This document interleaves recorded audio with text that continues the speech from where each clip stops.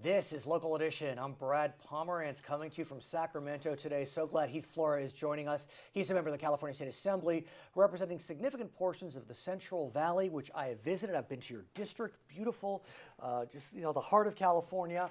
So I ask, how is the beating heart of California, the salad bowl of America? How is it doing? Allegedly, we're at a drought, but I want to hear from you on the ground. I think overall that this last wet year that we had as far as rain, it's taken a significant step forward in our drought relief. So that's exciting for ag. Obviously, a lot of our area is agriculture. Right. So we require water. We require water to grow our crops. And a lot of the ground that was fallowed in previous years, they're able to plant again. That's the best news of all. Absolutely. So that's really exciting to see that. The permanent crops are finally getting the water allocations that they have desperately needed for so many years. So it is exciting. One of our issues, though, is we really got to focus on some storage within the Central Valley. Can we talk about that? As you know, in 2014, the voters passed Proposition 1, a water bond, $7.545 billion. Bipartisan, you weren't there yet, but a bipartisan bill, and also passed really by all corners of California.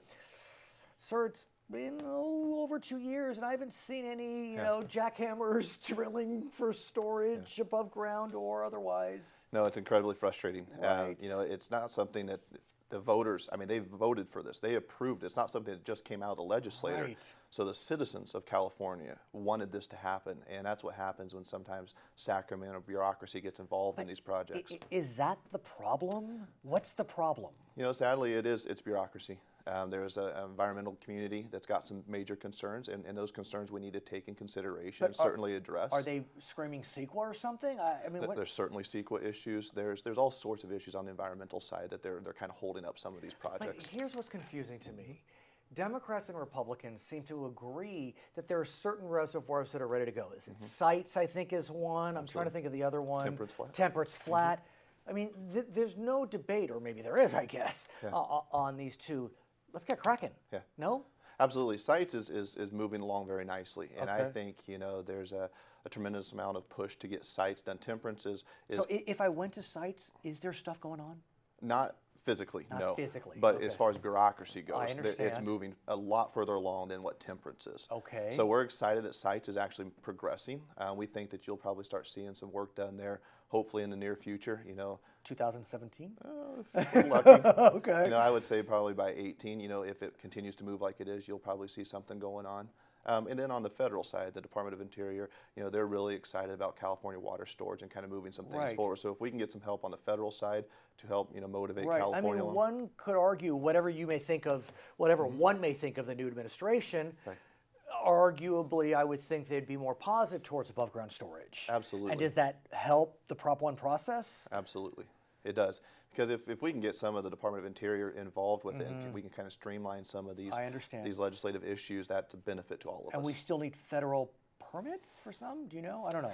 I'm not sure about the federal permits, but they can certainly, if there is, they can mitigate some of that.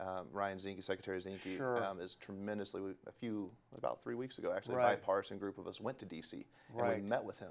And I just read that he actually, I think he went to USD, University of San Diego, and may have even served time, meaning he was in the military and had served some of his military service in California. So I feel like he knows California. He was a Navy SEAL commander. Is that what it is? He was. So he was a commander of SEAL Team 6. Right. And so it's pretty exciting to have a guy like that can kind of cut out some of the bureaucracy and just get down to the brass tacks of issues, which is what our military does. Right. So when he sees a problem like we have in California, like a water storage issue, he's very motivated to just get in there and fix it, get in there and get things done.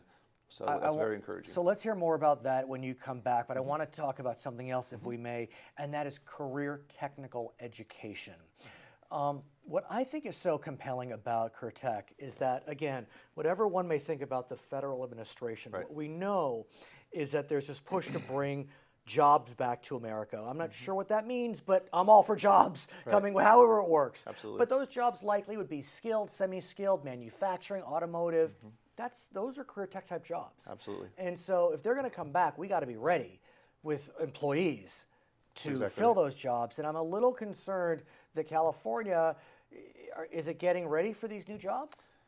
Certainly within the last budget that the governor, kind of released, there was a cut to the career technical education This is the May programs. revise. It is, and that's quite honestly, it's devastating news, because that's directly moving opposite of where we actually need to go. Okay. When you look at JFK High School right here in Sacramento, their career technical program is tremendous. I mean, they've got CNC machines that they're training these high school kids to have an AutoCAD and SolidWorks type manufacturing program. So it's really exciting, but we're cutting that funding. And think about auto, sir, because that is one area where the new president has been very clear. Absolutely. He doesn't want manufacturing happening in Mexico. So presumably, those jobs, if they're going to jump, they could jump fairly easily. Absolutely. And hopefully they could jump into California, and with auto career tech, we'd be ready to go. No, that's exactly right. And these design programs, these are universal programs. So anybody, if you go into Ford or whatever manufacturing, and they need somebody that's proficient in AutoCAD or SolidWorks programs,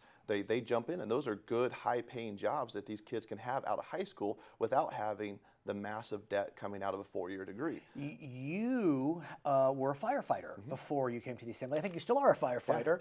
And so you've been championing a bill that is kind of a firefighting career tech bill. Tell us about it. It's going well, I hear. Yeah, no, it is. It got out of budget sub 4 today, so we're excited about congrats. that. No, it's a very big part of the process, but when it just comes to the firefighting aspect of career tech, it is something that we're really working with the underserved communities within California. Remind me what the bill does. I'm trying to remember. So it allocates a certain amount of money to go into these underrepresented communities and give them the opportunity to get jobs in fire service. A lot of times these kids, they don't understand the process. They don't understand how to even get started. So this will allow part of the career technical programs within their high schools, but it's really focused on firefighting, because it is a different testing process. Because if I remember what you taught me last time you were on our program, is that it's not as if you fill out an application and you turn it in. There's a lot of work that needs to be done, really even before the application is filed. That's exactly and that's where your bill comes in, because you're providing that advanced as a training. Is that a fair way to say? That's exactly right. Absolutely. You start out with the application, and then you have a physical agility test. Well, there's some training that needs to happen there. And if you've never thrown a ladder or picked up a chainsaw, like, we want these kids to have the opportunity. I understand. And if we can take kids out of an underrepresented community, get them involved in public safety, and they go back into the community, maybe we can start this cycle of just kind of growth within that particular community. So you're a member of the Republican caucus, and as a Republican in California in the legislature, you would presumably need to work with friends on the Democratic side. Are you working with some Democratic friends on this bill? Because arguably it's more likely to make it through if some of your Democratic colleagues jumps on board. Absolutely. A good friend, Assemblyman Jim Cooper, is working very closely with me on this bill. This bill has gotten a lot of bipartisan support because it's not a partisan issue at all. Even career technical education is not a partisan issue. We all understand that we have to get our kids to work. And if the president's $1 trillion infrastructure project moves, we need to supply that workforce. And so now we start at the high school level, we can move that forward. And arguably, I don't know how quickly your bill, if it passes, can get into being, but we know that with the drought, there's a lot of growth. And I've heard and read that some of that growth could go brown, and we may have some fires coming through 17 and 18, so we're going to need some of these new kids to come up through the fire ranks, no? Absolutely. And Cal Fire is another great opportunity that you don't need a college education to go work for Cal Fire. You go through the process, you get hired, and it can be a great career without a college education. So we just want to give these kids the opportunity, the knowledge to go be successful in firefighting. Okay, I'd love for you to come back. I want to hear more about that bill, see how the Central Valley is doing in terms of its economy. Agriculture is so important to the entire state. His name is Heath Flora. He is an assemblyman from the Central Valley of California. My name is Brad Pomerance. We thank you for joining us from Sacramento on Local Edition.